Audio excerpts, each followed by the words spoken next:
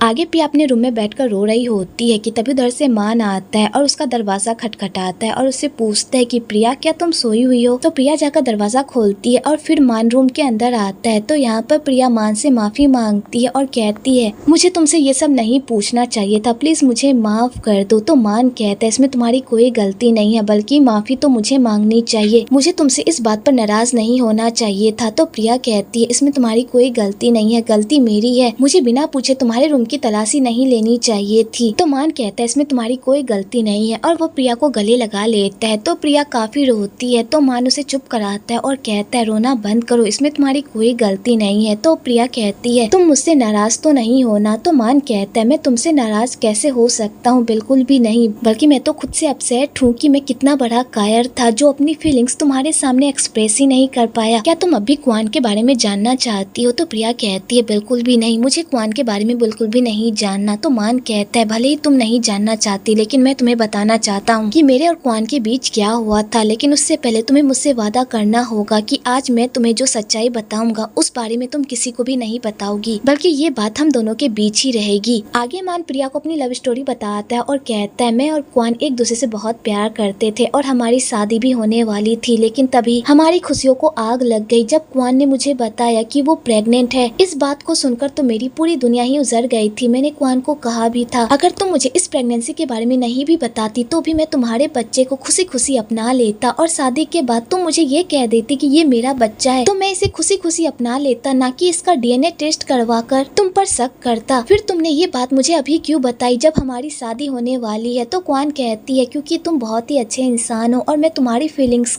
के साथ नहीं खेल सकती। मुझे पता है तुम मुझसे बहुत प्यार करते हो और मेरी खुशी के लिए तुम इस बच्चे को खुशी खुशी अपना लेते, लेकिन ये सब तुम्हारे साथ गलत होता। तो मान यहाँ पर क्वान से पूछता है कि इस बेबी का बाप कौन है? तो क्वान उसे बताती है कि इस बच्चे का बाप कोई और नहीं बल्कि मेरा एक्स बॉयफ्रेंड है। तुमसे मिलने से पहले मैं जिस बंदे से प्यार करती थी ये बच्चा उसी का है। मैंने सोचा था कि मैं उसे भूल जाऊंगी और अपनी लाइफ में मूव ऑन कर जाऊंगी, लेकिन मैं उसे नहीं भूल पाई और मैं अभी भी उससे प्यार करती हूँ। तो बेचारा मान ये सारी बातें सुनकर तो पूरी तरह से टूट जाता है और वो कहता है मैं भगवान से प्रे करूंगा कि तुम जिसके साथ भी रहो खुश रहो, और मान ये कहकर वहाँ से चला जाता है। तो क्वान को अपने किए पर बहुत ही पछतावा होता है क्योंकि उसने एक सच्चे इंसान का दिल दुखाया होता है, जिस वजह से वो काफी रोती भी है।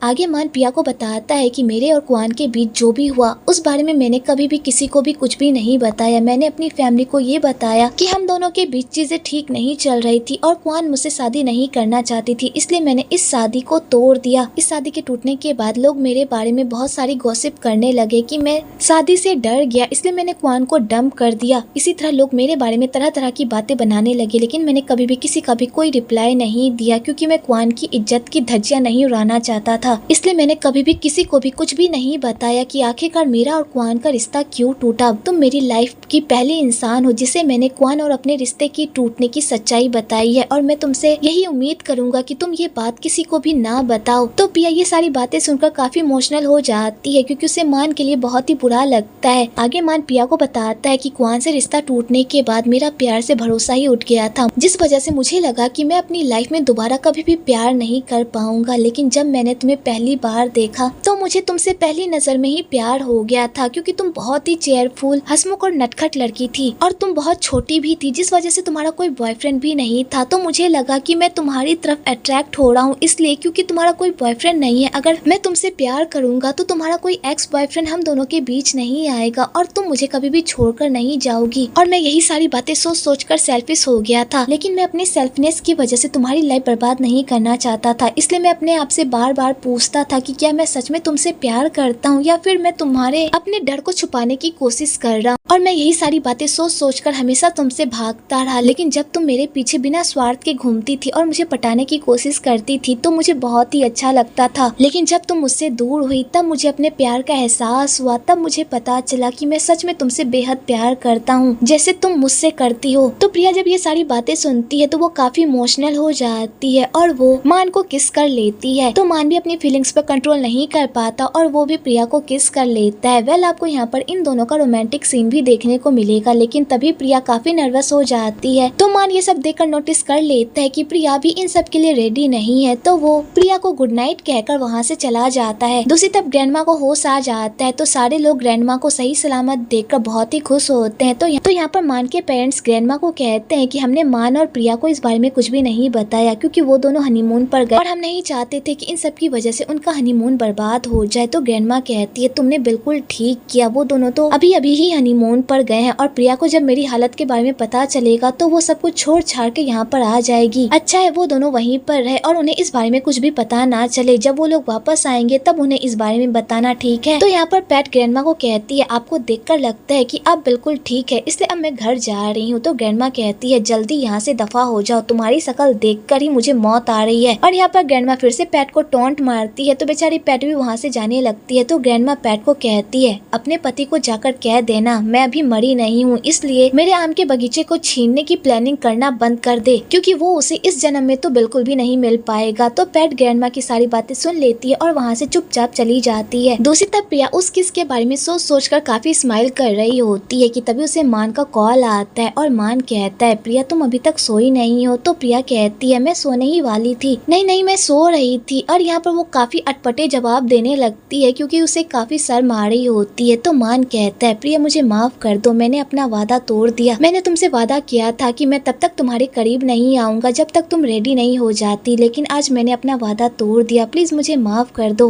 और वैसे भी मैं ये नहीं चाहता कि तुम मुझ पर तरस खाकर मेरे करीब आओ, मैं चाहता हूँ कि हम दोनों के बीच जब भी ये सब हो वो सिर्फ प्यार की वजह से हो। तो प्रिया ये सारी बातें सुनकर काफी स्माइल करने लगती है और बेचारी शर्माने भी लगती है, जिस चक्कर में वो अपना फोन बेड पर ही छोड़कर टेबल के नीचे छुप जाती है क्योंकि उसे काफी शर्म आ रही होती है मान की ये सारी बातें सुनकर। और इधर बेचारा मान अपनी दिल की सारी बातें कह रहा होता है और उसे लग रहा होता है कि प्रिया इसलिए जवाब नहीं दे रही क्योंकि वो सो गई है। इधर मीर मैक और दिया की सारी बातों को सोच रहा होता है, तो उसे पता चल जाता है कि ये दोनों ही एक दूसरे से प्यार करते हैं, बस एडमिट करने के लिए रेडी नहीं है, जिसे जानकर तो मीर के होश ही उड़ जाते हैं। अगले दिन वान चेरी से मिलने के लिए फिर से हॉस्पिटल जाती है और वहाँ जाकर चेरी को बताती है कि मान की वाइफ की ग्रैंडमा हॉस्पिटल में है क्योंकि कल रात उनके घर में चोरी हो गई थी और उन्हें गोली लग गई थी। तो चेरी जब ये सारी बातें सुनती है वो पूरी तरह से शॉक्ड हो जाती है और वो कहती है कि आखिरकार ये सब कैसे हो गया। तो वान कहती है मान की वाइफ की ग्रैंडमा काफी दुष्ट है, वो हमेशा लोगों से ऊंची आवाज में ही बात करती रहती है और सबसे लड़ाई झगड़ा करती रहती है, जिस वजह से उनके बहुत सारे दुश्मन हैं। उन्हीं दुश्मनों में से किसी ने उनके घर पर हमला कर दिया होगा और यहाँ पर वान फिर से जहर उगलने लगती है। तो चेरी वान की बातें सुनकर काफी परेशान हो जाती है, जिस वजह से उसे पैनिक अटैक आने लगते हैं। तो चेरी की सेक्रेटरी वान को कहती है कि जल्दी से डॉक्टर को बुला कर लाओ, चेरी की तबीयत खराब हो रही है। तो वान ये सब देखकर घबरा जाती है और वो सीधा डॉक्टर को बुलाने के लिए बाहर चली जाती है। तो वान के रूम से बाहर निकलते ही चेरी की तबीयत अचानक ठीक हो जाती है क्योंकि वो ये सारी नौटंकी कर रही होती है बस मैक के अटेंशन को पाने के लिए, क्योंकि चेरी मैक को बहुत पसंद करती है और वो उसे किसी के साथ नहीं बांट सकती। भले वो सबके सामने भोली भाली लड़की बनने की एक्टिंग करती है पर वो एक नंबर की चुड़ैल है। इधर वान डॉक्टर को बुलाने के लिए जा ही रही होती है कि तभी वहाँ पर चेरी की असिस्टेंट आ जाती है और वो वान को बताती है कि चेरी की तबीयत अब ठीक है, इसलिए डॉक्टर को बुलाने की कोई जरूरत नहीं है। अगर तुम चेरी के लिए कुछ करना ही चाहती हो तो अपने बॉस को कॉल करो और उन्हें बताओ कि उनकी गर्लफ्रेंड की तबीयत अभी भी ठीक नहीं हुई है, इसलिए वो उससे मिलने के लिए हॉस्पिटल में आए और उसे मॉरल सपोर्ट दे। इससे चेरी की तबीयत जल्द से जल्द ठीक हो जाएगी क्योंकि उसे मैक के सपोर्ट की जरूरत है। तो वान ये बात सुनकर काफी खुश हो जाती है क्योंकि वो तो खुद चाहती है कि मैक जल्द से जल्द वापस आ जाए। तो वो सीधा मैक को कॉल करती है और उसे चेरी की तबीयत के बारे में बताती है। तो मैक कहता है ठीक है मैं वापस आ रहा हूँ। तो वान ये बात सुनकर काफी खुश हो जाती है। दूसरी तरफ दिया अपनी दोस्त के साथ नाश्ता कर रही होती है क्योंकि वो अकेले नहीं करना चाहती। तो जिया कहती है मैं यहाँ पर काम करती हूँ, मैं तुम्हारे साथ नाश्ता नहीं कर सकती, अगर मेरे बॉस ने देख लिया तो मेरी सामत आ जाएगी। तो दिया कहती है ऐसा कुछ भी नहीं होगा, किसी को कुछ भी पता नहीं चलेगा, तुम चोरी छुपे मेरे साथ नाश्ता कर लो क्योंकि मुझे अकेले नहीं खाया जाता। कि तब उधर से मैक की एंट्री हो जाती है। तो यहाँ पर जिया दिया को कहती है अब तुम्हें मेरी जरूरत नहीं पड़ेगी क्योंकि तुम्हारा चार्मिंग मुंडा आ गया जो तुम्हें कंपनी देगा। और जिया ये कहकर वहाँ से चली जाती है। आगे मैक दिया को कहती मैंने तुम्हारे भाई की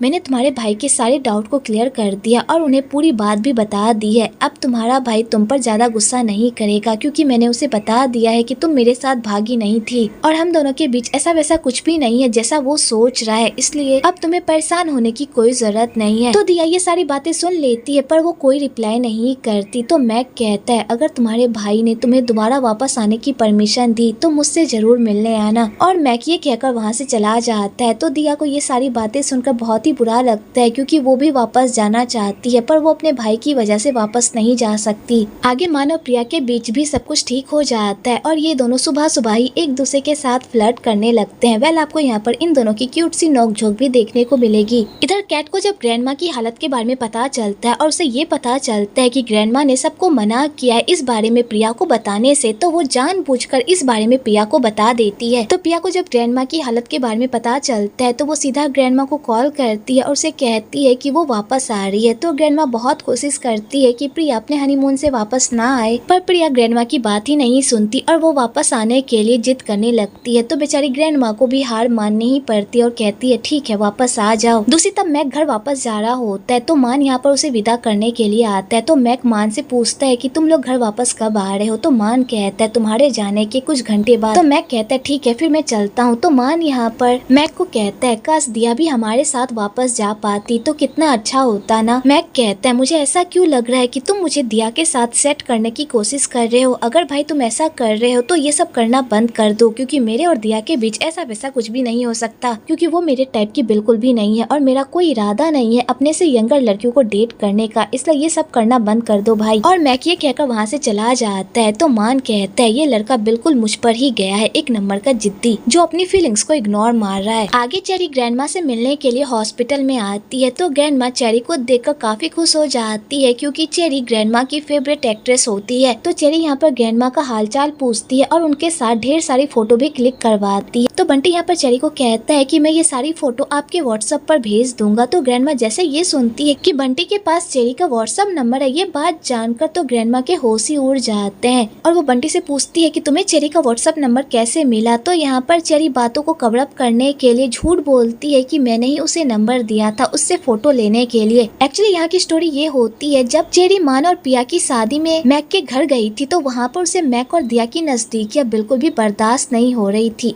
इसलिए वो दिया की इन्फॉर्मेशन निकालने के लिए बंटी का नंबर लेती है ताकि वो दिया के बारे में सब कुछ पता लगा सके। और वो ये काम इतनी चालाकी से करती है कि किसी को इस बारे में कुछ पता भी नहीं चलता। दूसरी तरफ पिया अपनी पैकिंग कर रही होती है तो दिया काफी इमोशनल हो जाती है क्योंकि अब पिया भी उसे छोड़कर जा रही होती है। तो पिया कहती है मेरा जाने का बिल्कुल भी मन नहीं है, मैं चाहती थी कि तुम भी मेरे साथ चलो पर तुम्हारे लिए ये पॉसिबल नहीं है, इसलिए तुम अपने भाई को मनाओ ना कि वो तुम्हें दोबारा वहाँ पर आने की परमिशन दे दे। तो दिया कहती है मैं कोशिश तो कर रही हूँ पर मेरा भाई इतनी आसानी से मुझे जाने नहीं देगा। तो प्रिया कहती है जो भी हो मैं तुम्हें बहुत मिस करूंगी। तो दिया कहती है अगर तुम्हें मेरी ज्यादा याद आए तो तुम मुझसे मिलने के लिए यहाँ पर आ जाना, फिर हम दोनों साथ में ढेर सारी मस्ती करेंगे। और वो दोनों यही सारी बातें करते करते काफी इमोशनल भी हो जाते हैं। आगे मैक घर वापस आ जाता है तो वो सीधा चेरी से मिलने के लिए उसके सूट पर जाता है। तो वहाँ पर मैक चेरी का हालचाल पूछता है और उससे ये भी कहता है कि वान ने मुझे बताया था कि तुम्हारी तबीयत अचानक खराब हो गई थी। तो चेरी कहती है ऐसी कोई बात नहीं है, बस मुझे थोड़ा सा अटैक आ गया था। आगे चेरी यहाँ पर मैक के दिमाग में वान को लेकर गलत गलत बातें भरने लगती है और उसे ये कहती मुझे वान बहुत ही अजीब लगती है, मुझे लगता है कि वान तुम्हारे और दिया के बीच प्रॉब्लम खड़ी करने की कोशिश कर रही है और मुझे ऐसा लगता है कि मेरे साथ जो हादसा हुआ था वो वान ने ही करवाया था ताकि वो इसका सारा इल्जाम दिया पर लगा सके और हम दोनों के बीच गलतफहमी पैदा कर सके। मुझे वान के इरादे कुछ ठीक नहीं लगते, इसलिए तुम मुझसे थोड़ा दूरी बनाकर रखो। और यहाँ पर चेरी मैक के दिमाग में वान को लेकर गलत गलत बातें भरती है और वो ये सारा कारनामा करके वहाँ से चली जाती है। तो मैक ये सारी बातें सुनकर पूरी तरह से हैरान हो जाता है। जैसा कि मैंने आप लोगों को पहले भी कहा था कि ये चेरी जितनी सीधी साधी अपने आप को दिखाती है उतनी है नहीं, बल्कि एक नंबर की चंट और चालाक है जो सबके सामने मीठी मीठी बातें करती है पर एक नंबर की जहरीली नागिन है। दूसरी तरफ मान और पिया भी घर वापस आ जाते हैं तो उनके घर आते ही घर में एक और हंगामा स्टार्ट हो जाता है। कौन के बंदे पिया के घर पर हमला कर देते हैं और वहाँ के सारे वर्कर्स को मार पीट कर डराने की कोशिश करते हैं। तो यहाँ पर मान उन गुंडों से लड़ाई करता है पर वो गुंडे इतने ज्यादा होते हैं जिस वजह से मान उनके सामने नहीं टिक पाता। लेकिन तभी उधर से प्रिया की एंट्री होती है और प्रिया यहाँ पर उन गुंडों को